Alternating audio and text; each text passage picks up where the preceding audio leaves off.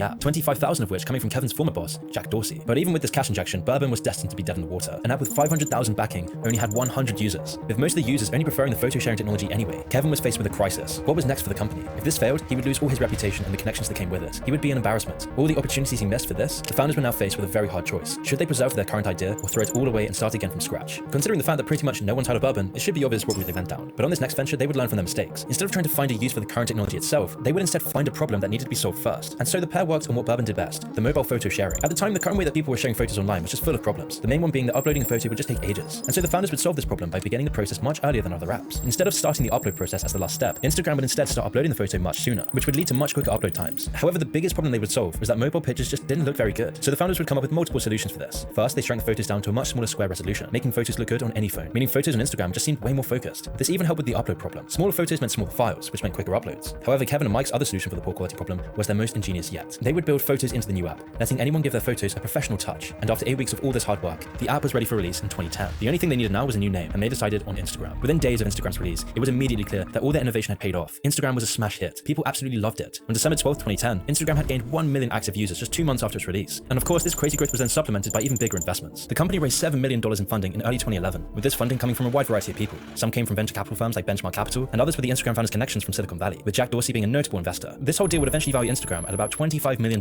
Not bad considering it was only released about half a year ago, but this amount was pennies compared to what Instagram would become. Now that Instagram had established itself and was getting thousands of users every day, heads were starting to turn. Kevin and Mike were courting offers from numerous companies to buy Instagram, and the day-to-day work didn't pause for these deals either. Instagram required constant attention, especially because the founders didn't want to use an algorithm out of fear that it would be exploited. Instead, Instagram's small team of 12 would have to manually choose which photos were promoted on the platform. Whilst this was a stressful task, it ensured a certain level of quality on Instagram's homepage, and this hard work was paying off for Instagram massively. It seemed like the app had just unlimited potential. Firstly, the app had massive growth numbers. In June of 2011, around 8 months after its launch, Instagram had amassed 5 million users, which were going to be 10 million just 2 months after. Instagram's growth was then further boosted by endorsements from some massive names. Justin Bieber and Ariana Grande were early adopters.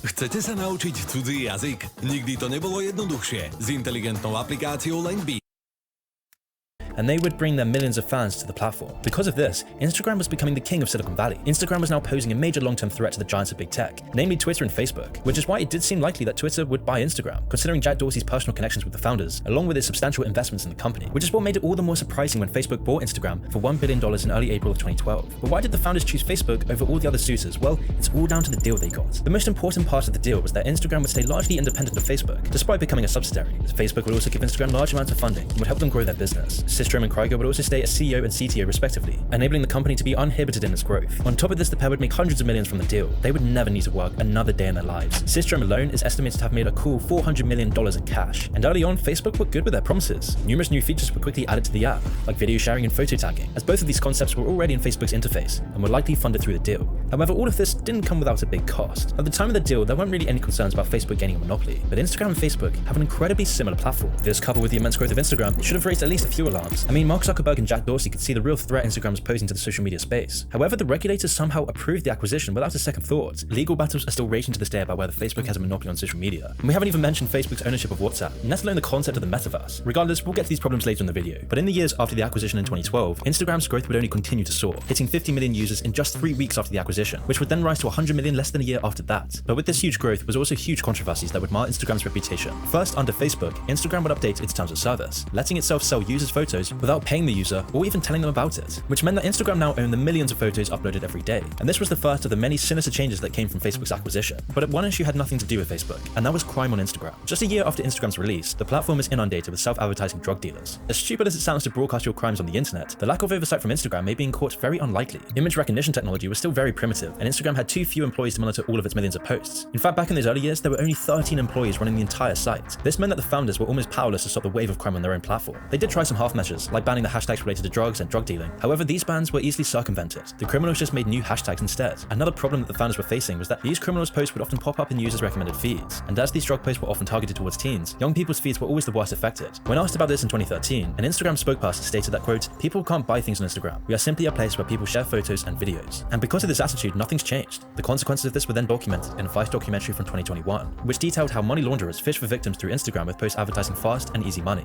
Once desperate people take the criminals' money, they they are often manipulated into riskier and riskier schemes, which often results in the victims going to prison, or worse, being caught by other criminals. Because when the banks do catch on and freeze the money, the victims often end up owing thousands to organized criminal groups. There's been a flurry of articles written just this year describing how easy it is to find these schemes. The Watchdog Tech Transparency Group reports that drug hashtags are recommended to users as young as 13 years old. In testing, they found that one new teen account they made only needed 2 taps to find an account advertising Xanax and fentanyl. Although this is a long-term problem that's affected Instagram since its inception, but these sorts of problems would never stop its growth. And after the Facebook deal was closed, Instagram did seem to be in safe hands, which was true at first. Instagram had near full autonomy to develop into a social media giant, with the founders being free to do as they want with the platform. However, this of course wouldn't be the case forever. You see, Kevin Systrom had earlier stated in 2012 that there weren't any plans to turn photos into ads, but then just 1 year later, Facebook had forced sponsored posts onto the platform. This then came with a plethora of other advertiser-friendly changes, like letting advertisers see analytics on their posts. Now, the founders never really wanted to spam their site with ads, but Facebook did. Facebook needed to make Instagram profitable, which on the surface would sound reasonable, but eventually this would have dire consequences for the platform, consequences that were bubbling under the surface. But on the surface, everything did seem to be going great. Instagram was becoming profitable, and by the summer of 2016, Instagram had amassed 500 million users. However, inside the company was a conflict brewing, as this huge influx of users was both a blessing and a curse for the founders. Whilst it must have felt amazing to see the product you worked so hard on become a worldwide phenomenon, this newfound size would also bring its own new problems, because Instagram was getting dangerously close to outshining Facebook. Instagram was actually getting to a point that it was threatening Mark Zuckerberg's baby, which is why other social media integration was then stripped away from Instagram, with solely Facebook being promoted instead. And in the following years, Facebook would continue to undermine Instagram's independence, with Zuckerberg forcing the founders to put more advertising on the platform, even though this was something the founders completely disagreed with, because until now, Instagram had only allowed specific brands to advertise on the platform. This highly created choice of adverts was user-friendly and in keeping with Instagram's brand. However, Facebook's system was much more profitable, which allowed the highest bidder to place whatever ads they wanted on the website, which would inevitably lead to lots of ugly, flashy adverts that would plague the platform, not to mention compromising Facebook's algorithms. For the founders, this was unacceptable. It completely conflicted with Instagram's focus on minimalism and quality, and this was just one of the many problems that were now bubbling away underneath the surface. Civil war was brewing.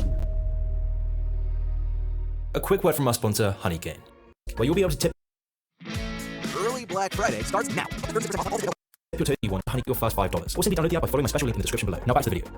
Instagram's culture has slowly been morphing into a parody of itself. I mean, filters were built into the app from its inception, and they're still a huge part of making your photos better looking. However, it's also becoming very common for people to enhance their photos in other less honest ways. Photoshopping was and still is everywhere on the platform. In fact, it's become so widespread that the term Instagram reality is very widely used nowadays. There's even a subreddit dedicated to exposing it going by the same name, and it has over 1 million subscribers. And you see, it isn't just photoshopping though. Instagram is full of people presenting a false idyllic life. And if these tricks don't catapult you to Instagram fame, you can even buy a fake audience. As most of us know by now, it's incredibly easy to buy bot accounts as followers. Even celebrities do it. It's estimated that Ariana Grande has over 65 million fake followers. All of these deceptions are aggregating into a massively unrealistic standard on Instagram. And the sad fact is that it doesn't really matter anymore that people are catching on to this. Even when you use the app and you understand that it's fake, it still massively affects your mindset and your mental health. If you're one of Instagram's 500 million regular users, then you'll always be bombarded with unattainable standards every single day, which leads to you subconsciously comparing your life to other people's perfect fake manufactured lives. Although this doesn't affect every single person in the exact same way, it is a proven effect. Out of the 5 major social media sites that young people use, Instagram is always rated as the worst for users' mental health. All of this due to Instagram's toxic culture of perfectionism. And what makes this so much more disturbing though is that Facebook has been intentionally ignoring these problems, both on Instagram and on Facebook itself. For example, in late 2021, an internal presentation for Instagram and Facebook employees was leaked. The contents of this presentation and its implications were shocking. The presentation doesn't just show that Instagram is harmful to young people, but also that Facebook has done detailed research on its effects. One of the most damning statements it makes is, quote, Instagram is harmful for a sizable percentage of teens, particularly teenage girls. This was then backed up by graphs and figures which show just how deep this problem goes. 40% of teens found that Instagram made them feel unattractive, and nearly 30% of UK teens said that Instagram made them feel inadequate. The presentation also stated that teens know the awful effects that Instagram has, but felt compelled to use it anyway, all because of Facebook's advanced addictive algorithms, trapping its users in a vicious cycle where you end up searching for the next dopamine hit, where you start to feel left out and inadequate, only then to keep chasing the dopamine to get rid of the pain, chasing to see that you're not missing out today, that you might finally be doing better than others, and just like that, you're trapped in a virtual hamster wheel, and you didn't even realize it. It's all programmed by Facebook's advanced algorithms, and the best part is this is affecting all of us. And what's even sicker is that this doesn't even bring enough profit for Facebook. No, they need to exploit even more of the population. They need to exploit the most vulnerable, which is why Facebook has been getting ready to release a version of Instagram for children under 13. This sinister move was only delayed by the leak of this presentation. Otherwise, it would have probably been released. Even though Facebook does know that Instagram is very unsafe for teenagers, Facebook knows that social media is the new smoking, which is why this move clearly shows that Facebook doesn't care one bit about its users. They only paused the release of the kids app because of the backlash. And once that dies down, I'm sure we'll see Instagram kids release soon after. Soon enough, even your toddlers will be on Instagram, if they're not already addicted to TikTok. It was Facebook's aggressive money over everything push for more control that finally broke the two Instagram co-founders. The straw that eventually broke the camel's back was Facebook's stifling of Instagram's growth. Because to Facebook, it was becoming very clear that Instagram was poised to overtake Facebook in pretty much every metric. Zuck's fears were coming to life. Their biggest fears and the reason they bought Instagram was now manifesting, which was evidently enough to keep Mark Zuckerberg up at night with jealousy and resentment. So Facebook actually made the decision to limit the amount of new employees that Instagram could hire, all because they didn't want to hurt Zuck's dying baby. This would then put a massive damper on the company's growth. It simply wouldn't be possible for Instagram to accommodate new users with a small team of staff, which in some ways is actually a good thing. But for Instagram's internal team, this meant that they were always constantly overworked. This and all the other changes that Facebook was doing to the company led to the resignation of both the